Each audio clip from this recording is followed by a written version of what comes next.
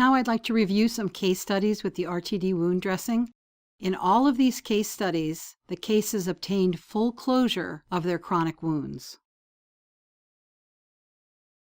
This case study is of a pyoderma gangrenosum in a 64-year-old woman who lives in a nursing home. And you can see that there are some deep areas of a crevicing in that original slide from October 18th. And you also can see that you have some methylene blue staining here. It looks like methylene blue. That's not from RTD. That is from a previous dressing that was tried. And what you can also see is that these areas vary in depth. And here's, for example, a very deep crevice. And what you're going to want to do is pack RTD in this wound, and you're going to want to abut it against the edges of the wound. So they went ahead and used this RTD because it's perfect for pyoderma. You have analgesic, antimicrobial, and antifungal effects. So you have a lot of positive reasons to use this RTD with pyoderma gangrenosum.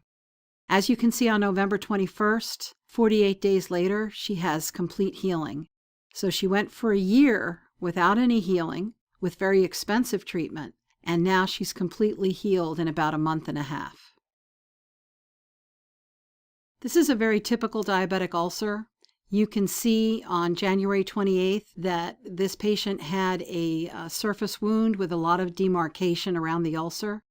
This is a stage 2 diabetic ulcer, and that also had the following areas of compromise. It was a non-healing wound, which had no progress within the last year with an infectious disease specialist. The infectious disease specialist couldn't suppress what infection he thought was there with IV antibiotics.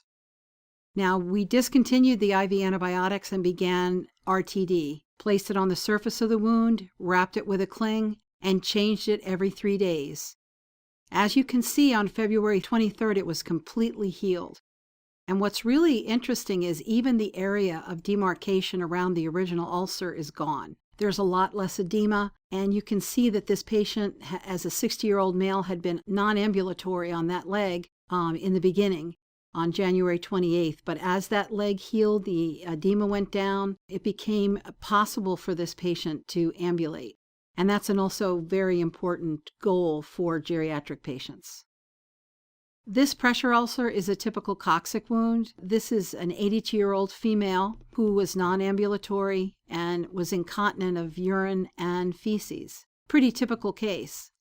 And they had this coccyx ulcer for a long time and just felt that it could not be kept uninfected or it would not be able to be healed because of the incontinence. Now, we didn't put a Foley in or do anything else. We just treated it with the RTD, cut it to fit the size of the wound, and then progressively as it got better, we needed to use less and less. And you see that on November 23rd, she had complete healing of this diabetic ulcer. That's about 3 months. So that's very great results.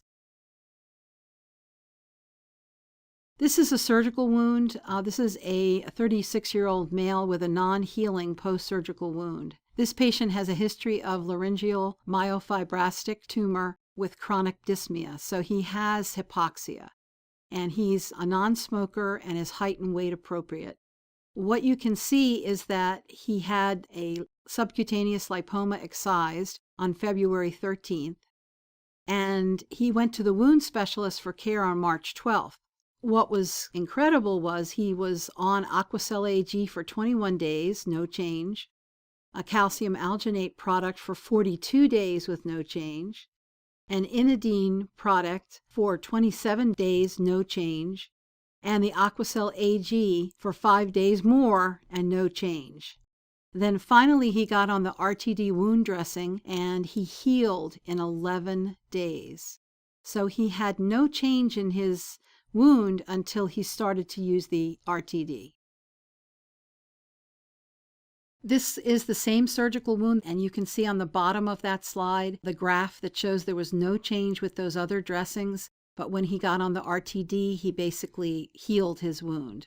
You can see that he didn't know how to place it in the wound. He was a patient, but he basically just placed it over the wound. And so on June 21st, there's the RTD that came off the wound, and you can see all the dead cells and material that were removed.